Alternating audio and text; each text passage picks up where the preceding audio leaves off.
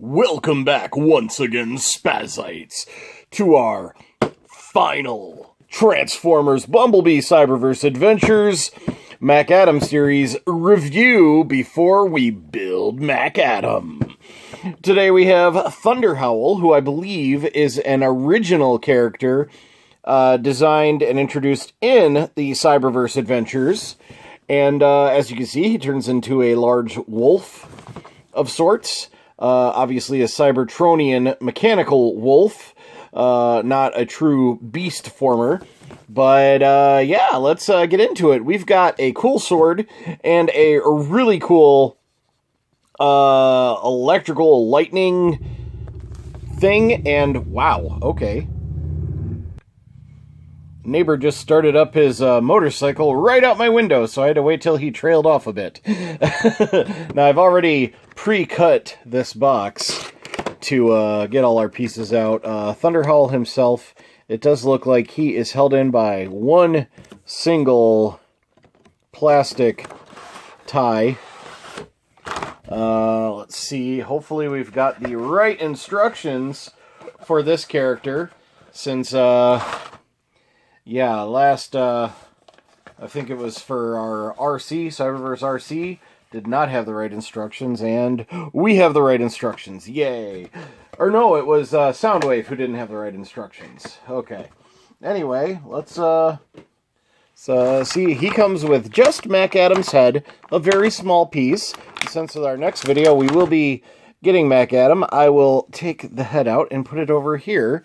And let's see, next we have, this looks like it's going to be a shield in robot mode. I believe it just goes on his back in Volt mode. Let's see, let's get him out of his prison. That was a really easy prison break.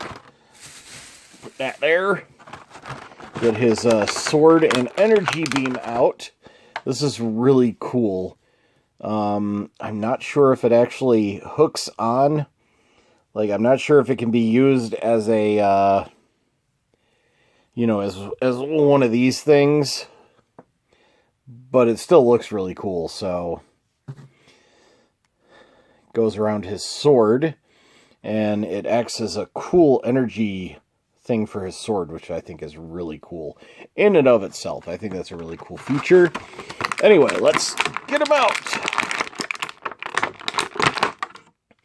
Boom! Can you stand up right out of the box? Yes, you can. Yay! He can stand up all by myself. Whoops. All by myself. Don't want to be all by myself. Okay, that's enough out of me. Okay, so let's look at his articulation here. He's got a hood. Now, he's got pretty decent elbow articulation, but it is hindered by his shoulder pads here. Both these shoulder pads and these weird shoulder hood that pops up. I'm assuming that has to do with his transformation. You can twist his arms all the way around. He's got a whoa. Okay. He does have a bicep swivel, which is really tight. So tight that it pops his elbow off. He has hands on a ball joint. And, let's see, do these move at all? These do not appear to move at all. Let's see, he's got an opening and closing chest. His head just goes left and right. No up and down or forward movement. His, because of his transformation, it looks like, he does not appear to have waist swivel. Plus, he's got this really long skirt that comes down behind him. So that... yeah, no waist swivel. He's got decent high kicks. And he's got an okay knee bend. He does have an additional shin bend for robot mode. And his feet are on loose little ball joints, which is a little disappointing, if I'm being honest. Did I say he's got thigh swivel? Well, he's got thigh swivel. These little hip pads, hip guards, do move a little. You can put his shield in his hand, like so, and because of his hand on a ball joint, he can hold his shield, whoops, forward some. Instead of just up, it can tilt forward because of the ball joint in the hand. Let's see. I think that his shield can, yes, it just clips in back here for storage. So if you don't want to use the shield. We do have the sword here. Boom, just like that. And he can go, oh, like that. It looks a little weird. But I am really happy about the ball-jointed hands just so he can have his sword like he's actually swung it, which I think looks really cool.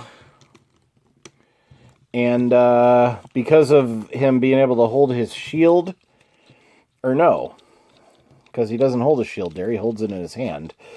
How do I get this off now? Come on, shield. Please come off. There we go. Can he hold his shield on here too, on his forearm? Yes, he can, although he can't move his arm at all when his shield is in his forearm. It just wiggles a little. So that's a little disappointing, but he can just hold his shield on his arm like this, which does look cool when he's just standing there. So, yay. So, now that I've done all of that, I don't think there's a place for him to hold his sword when he's not, when he's in, store his sword in robot mode. Let me take a quick look at the instructions. Okay, no, there does not appear to be a place for him to store his sword in robot mode when he's not wielding it, so he just always has it on him, I guess. There is a place for it to clip into him when you transform him into his alt mode, which we will get into. But yeah, that's it. We will be right back after this quick cut to see his alt mode, so I'll be right back. And here, everybody, for your viewing pleasure is Thunderhowl in his alt mode, aka Mechanical Wolf mode. Yeah, this was a bit of a nuisance to transform. There is some flexing soft plastic here that I worry about transforming him too much, so he will probably stay in robot mode. Also, this mode just, it feels weird. It feels off-putting. It took me a while to get it fidgeted around enough to feel solid, and that was a little disappointing, but I think he's going to look really good in his as a robot. His sword is actually folded up inside his tail that runs all the way up to the back of his neck, basically. This splits in half just to hold his sword, basically. That's the only reason that I can find that splits in half, and I think that was not necessary, and it just made for a lot more moving parts than was really necessary for this particular set. Yeah, the one cool thing though is in alt mode, you can open his mouth up and reveal his tongue, and then this just slides over his tongue just like it does his sword, and then he spits out plasma or electricity or whatever, thunder. So yeah, electricity. So that's pretty cool. Yeah. That's about it for this set. There's not much to it.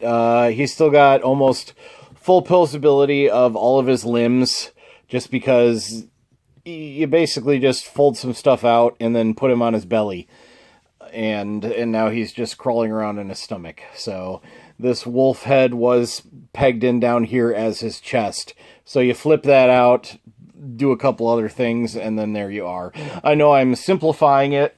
It was a little more complicated than that, but mostly it was just pegging stuff into place once you got him in to look like this. It was a little bit frustrating, like I said. You could see his back part is still pegged into the same place. Yeah, that's it. I'm definitely going to keep him in robot mode. It looks a lot better, and I'm not sure how I know there's a different Thunderhowl figure that they put out in a different size class, I think. Either that or it's just a different version. It might just be this repainted without the Mac Atom head. I'm not sure. I probably won't get it. Most definitely won't be getting it. But, you know, this was enough for me. Decent figure. Decent. The robot mode is the best part. Anyway, tune in a few days. I'm not sure exactly when. And we will put together Mac Atom. I'm going to actually record that video as soon as we're done with this one. And that having been said, please leave a comment down below, like, subscribe. If you're not already subscribed, please do. It's free for you and help me grow my channel. I'd really appreciate it. And until next time, as usual, be kind, happy hunting, and goodbye. Don't forget to wash your hands, and if you go out, please wear a mask. Bye, everybody.